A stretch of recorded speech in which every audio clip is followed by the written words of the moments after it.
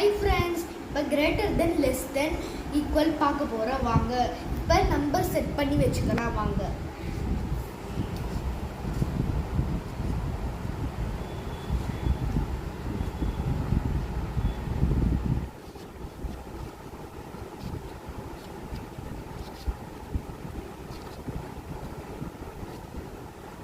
இப்போ எது greater than எது லெஸ் தென் பார்க்க போகிறோம்.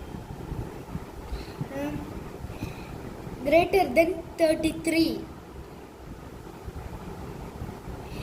greater than 33 ஆயிடுச்சு. இதுதான் less than.